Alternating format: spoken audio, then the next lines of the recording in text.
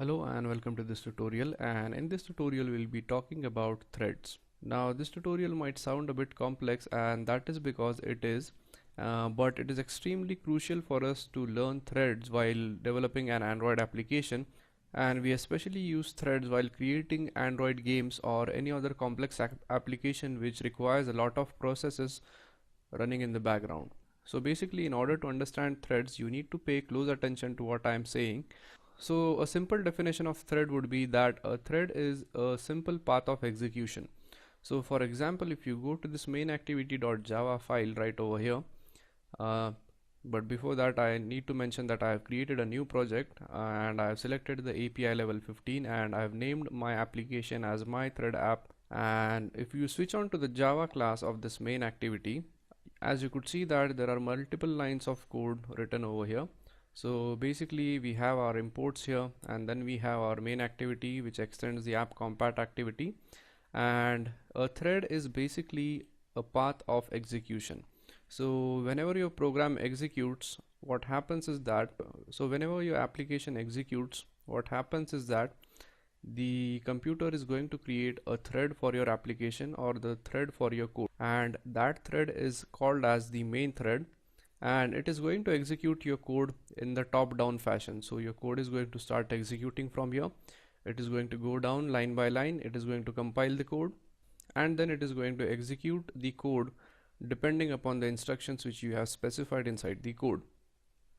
So the basic flow of execution is from top to bottom. So your code starts from here, executes each line one by one, and then finally ends over here. So what happens is that whenever your application is running, it is going to create a main thread, and the main thread is going to execute. Now in order to get a better understanding of threads, let's assume that you have a line of code or a block of code right over here which is taking a lot of time for execution.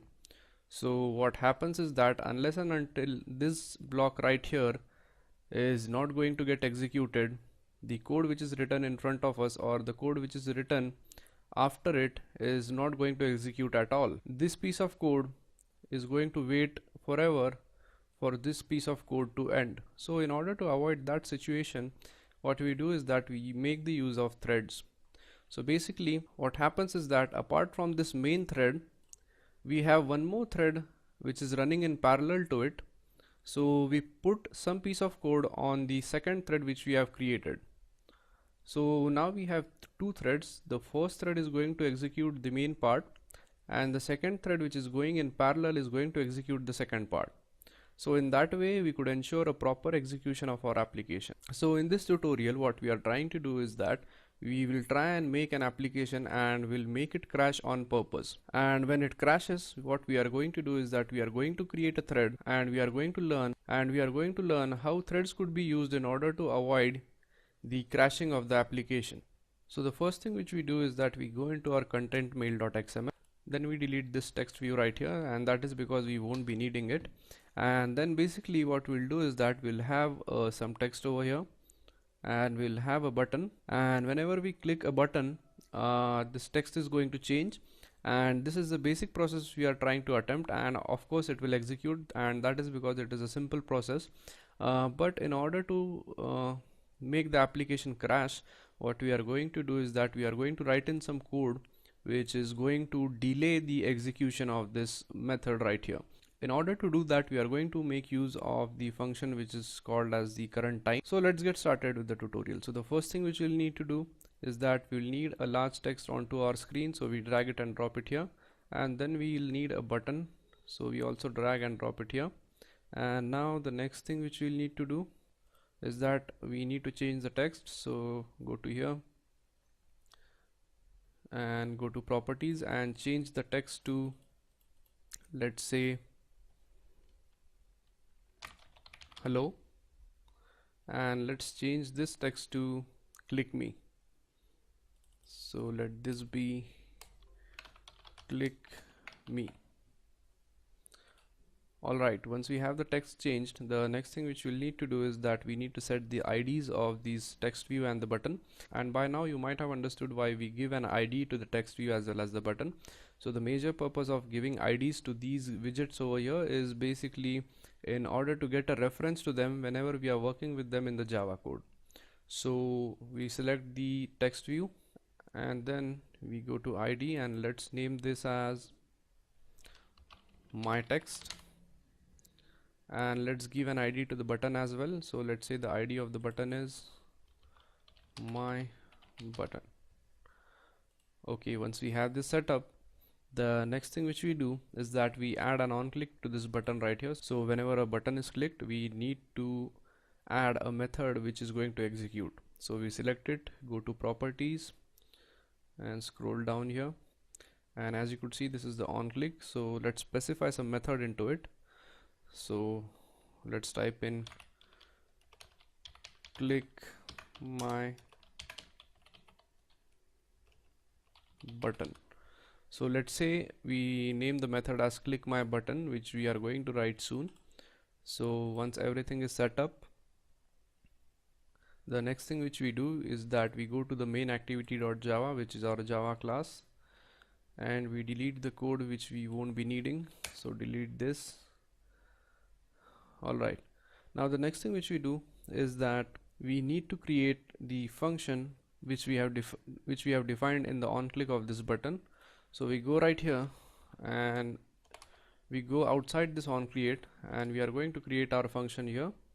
So we type public void, and the name of our function was click my button. And if you are not sure what the name of your function was, so you simply go to this content mail.xml, switch to the text view, and as you could see, Android on click equals, this is our method name. So if you have some confusion, you simply copy this name written here, and in order to confirm that this is your name, just paste it over here. Okay, now once we have the function name, the next thing which we do is that we pass on parameters. So parameter is going to be view, and then we are going to define this function. So the first thing which we'll need to do is that let's say we want to introduce a delay inside this function, so that whenever the button is clicked, an action is going to occur, but the action is going to occur after some delay. So let's go ahead and create some delay. So let's first get the system time and store it in some variable. So in order to store the time, we use the type long. So we type long, and let's say future time equals system dot current time, and this current time function is basically going to give you the current time in milliseconds. So now let's say we have to introduce a delay of 10 seconds. So for typing in 10 seconds, we have to convert it into milliseconds. So 10 seconds is basically 10,000 milliseconds. So to the future time, we add 10,000 milliseconds. So we type plus 10,000, and once this is done, we execute a for loop, like when the system's current time is less than the future time. So for this condition, we are going to execute some code. So we type while system dot current time is less than the future time, then we are going to execute some code, and inside it we are going to make this thing wait. So the first thing which we'll need to do is that we will need to use the synchronized keywords. So we type synchronized, and to this we pass the parameter this, and that is because we are going to deal with this object. And the synchronized keyword is basically a keyword which is used to prevent multiple threads from crashing into each other. So we use it, and then finally inside this synchronized function we are going to have a try and catch block. So we type try, then we type in the code for try, and if we have an exception, we need to catch it. So we type catch exception, let's name it as E, and we catch the exception. Alright, then the next thing which we do is that we need to make the system wait inside the try block. So we type the wait function, and it is going to take in the parameters. So we want to make it wait for the difference between the future time and the system's current time. So we type future time minus, and I think I have misspelled future time here. if you t u, this should be t, and this also should be t. Once this is corrected, we switch on to this wait method, and inside it we type future time minus system dot current time. Now even if you don't understand what we have done here in this code, is that basically we want to make the application crash. So in order to make it crash, we have written some function which is going to cause a delay, and that delay is eventually going to crash our application. And also there are multiple methods by which you could introduce a delay, but I found this method to be useful in order to crash the application, so I have used it. And the next thing which we'll need to do is that we also need to introduce some other code which is going to execute. So let's say we want to change the text of this when we click this button right here. So we switch to the Java code, and this is our catch block, and after the catch block we go 2 brackets down here, and here we type in the code which we need for the application to change the text. So we type text view to get a reference, and let's name it as my text equals text view.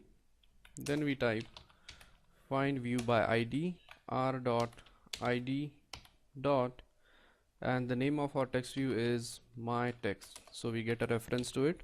Now the next thing which we do is that we set the text to something else, so we type my text dot set text, and set text is basically a method which is used to change text. And let's say we type in button clicked. Okay, now once we have this code, we are done with the application. Now let's go ahead and save the code, and let's execute this application onto our emulator. So as you could see, our application is up and running on the emulator, and we have our text field right here, or the text view right here, and we have the button right here.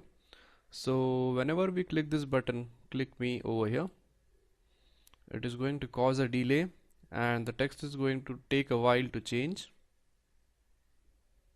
and after 10 seconds the text is going to change to button clicked. And eventually, if you keep on clicking this button right here, your application is eventually going to crash. So thank you very much for watching this tutorial, and I'll see you guys in the next tutorial. Thank you.